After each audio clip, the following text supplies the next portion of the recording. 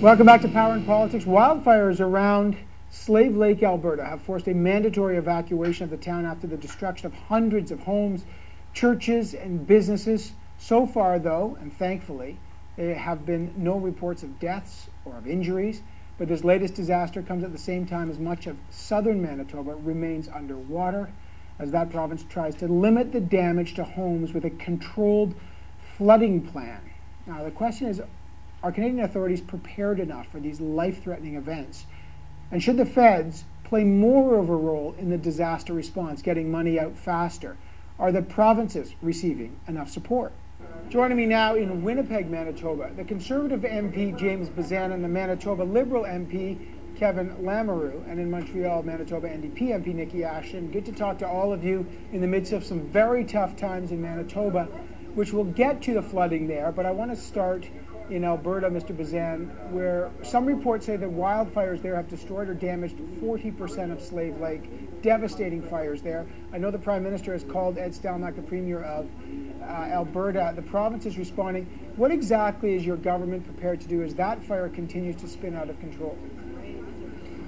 Well, first and foremost, Evan, I think all of us want to extend our thoughts and prayers to the people of Slave Lake and the area that are really having to deal with this type of devastation and destruction. You know, in all natural disasters like this, the federal government has their disaster financial assistance arrangements that are set up between the federal government and all the provinces and territories. And it's through that process that the provinces can then go forward and do their job in protecting their citizens and property. And that's what we're seeing right now in Alberta, where so many firefighters and volunteers have stepped up to help people in need, to get them out of harm's way, and then try to save as much property as possible where it is safe to do so. So once the province goes through those processes, then they can come back to the federal government to look at the financial arrangement they have for disasters and talk about how we move forward in compensation. The fund was created back in, I think, 1970, but is there enough in it? I mean, you've got the fires now in Slave Lake. There's a second fire that may, you know, it's over 2,000 hectares right now that are burning towards Canyon Creek on the south shore of Slave Lake, Hayward, Widewater. Some communities, more communities in Alberta, and we'll get to Manitoba. Of course, Quebec's had issues as well. Should the government be upping the level of the fund and compensating maybe more quickly to these folks? Well, the province is always in the driver's seat when it comes down to compensation to individuals. The federal government, we just transfer funds to the province. So the provinces are the agency that has their emergency measures organizations, and those EMO people go forward, and the province itself in compensating businesses and individuals and farms for their losses. And then there is the agreement between the federal and provincial governments as to what's going to be covered and what isn't. It's not there to replace insurance, of course, but where there is no insurance, that's where the program is designed, and that's where the provinces are putting their efforts into ensuring that people that aren't insurable receive the compensation that they so rightly deserve. Nikki Ashton, let's stay in Alberta for a minute. There are so many people suffering. Schools have been burned. We've got patients in hospitals have been moved. The devastations from these fires is extraordinary and quickly moving, as we all focus on Manitoba as well, but it's still early stages there, clearly. Do you think the government should be playing a different role right now in terms of how they're dealing with the fire, in terms of how they're dealing with compensation? Well, first of all, I also want to echo the fact that our thoughts are with the people of Slave Lake and northern Alberta as they face a truly unexpected situation. I know in northern Manitoba we know the devastating impact of forest fires very well, and the importance of making sure there's proper supports for people that are fleeing for safety, proper supports to protect what exists, and of course recognizing the brave work of the people that are currently fighting the fires as well, putting their lives at risk. And so, you know, as we deal with the immediate, certainly the federal government needs to be part of the partnerships, you know, with the province and with the municipality as they look at how to deal with the aftermath, and obviously looking at how we can help prevent such devastation as well in the future, and learn from what people are going through right now. And Mr. Lamoureux, what about your sense of that? Same question. What can the government do in terms of both the help, the evacuation order? There's no, by the way, we don't know if there's an evacuation order at this very moment, but so far we don't have an evacuation order in Slave Lake. What do you think they can do differently? I do think that we need to take more of a proactive approach, Evan, in terms of what can the federal government do, not only for disasters of what we see in Alberta or the province of Manitoba with the flood. You know, Canada is a vast country, and there's always seems to be something happening in one area of the country or another. And you know, for me, you know, I was talking to someone that was saying, why can't we get more of the federal dollars up front? Why do we have to wait as long as we have to wait before we start to see some of the flow of the money? An example of that is that we know here in the province of Manitoba that the flood costs are going to be minimum $70 million, in all likelihood in well excess of $200 million. If we know this to be factual, why can't we see some more money coming up front to be able to assist? So I think that there are some things that we could do a little bit differently, but as James says, you know, our thoughts and prayers go out to the people in Alberta and even in the province of Manitoba with just great amounts of water that is coming in, especially through that Portage-La Prairie area. By the way, I just want to make sure folks understood correctly, and I may have misspoke there. There was an evacuation order, of course, for Slave Lake, but it didn't come till late Sunday. Just to be clear, of course, people are out of there right now, but some wondered why it took so long. Mr. Bezan, any thoughts on what Mr. Lamoureux just said about making more money available quickly? Well, we have actually sped up the process, and it has now cut the time in half to start putting out those interim payments to the provinces when they are dealing with disasters. But it is still a process where the province pays first to the municipalities to fix damaged infrastructure and to individuals who've seen their houses and their property destroyed.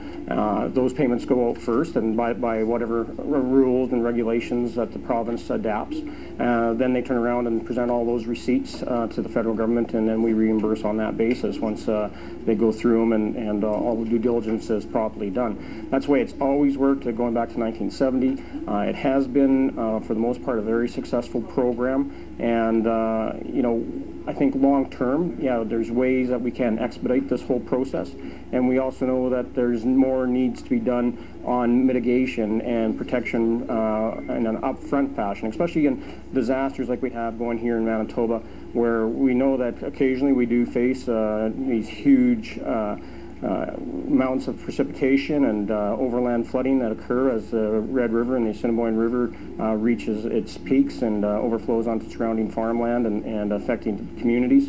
And there's been a lot of measures already taken to protect the city of Winnipeg and protect the city of Portage and, of course, Brandon. So those urban centers have adequate protection, but now it's about let's find ways to protect and manage that overflow so that we aren't unfairly sacrificing farmers and other property owners that are along those areas, including First Nations, which I've been touring over the past week.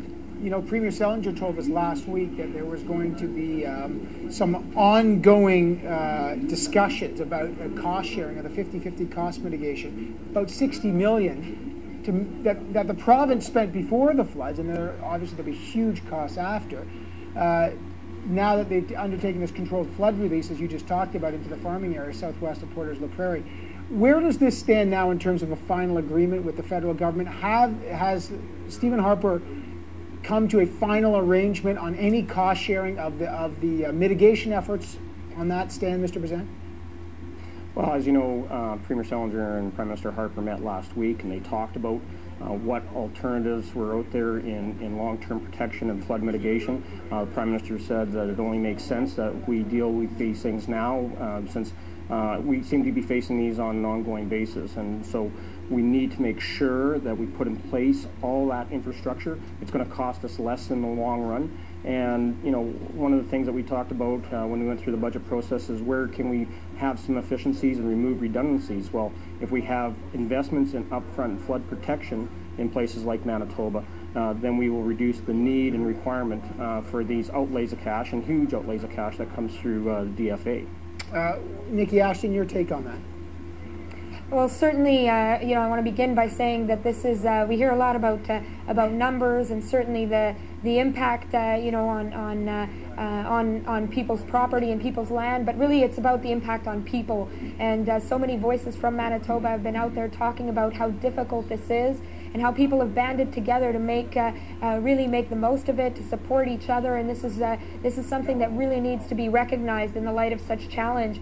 But really what we're talking about here, and the compensation piece is of course currently being discussed and to be determined, but really it's about the impact of mitigation. I mean, the government has, provincial government and with partnering with the federal government has invested $1 billion over the last 10 years in flood mitigation. So really that has played a key role in offsetting what could be much worse damage. I know in our area in northern Manitoba and in the Carrot River Valley, there's been impacts as a result of the flood, and now we see a real commitment to long-term mitigation. And while there's been much done around urban centers, we need to make sure that the federal government is working with all the partners around the table to make sure that rural areas and smaller areas have access to long-term sustainable flood mitigation funding. Before I let you go, Mr. Lemmer, let me start with you. We've asked our viewers today, given the fact that we've got this devastation in Manitoba, we've got the devastation going on in Alberta, there's still ongoing crises overseas like Libya. Some wonder, maybe, we found out today that the House will come back June 2nd and then June 3rd. Should the politicians have come back to work earlier to discuss what's going on? What's your sense of that? An emergency session? Yeah, you know what, I think that any time you can bring politicians together in order to talk about some of the issues that are affecting Canadians, that there is a great deal of benefit for it. Let's bring it to that personal level. You have this farmer that's out in Portage-la Prairie where we've breached a dike, thereby allowing his farm to be flooded. He is thinking about, well, am I going to be able to plant? It looks like I might not be able to plant. It could be costs into the hundreds of thousands, if not even into $1 million. And he's trying to come to grips with that money. Where is that money going to come from? And, I think that there are more things that we could be doing for the individual, the victims of these natural disasters. And to be able to, sit inside the House of Commons and stand up and to articulate on these type of points, I believe is good. It's healthy for us to do that. And there are some positive things that we've seen.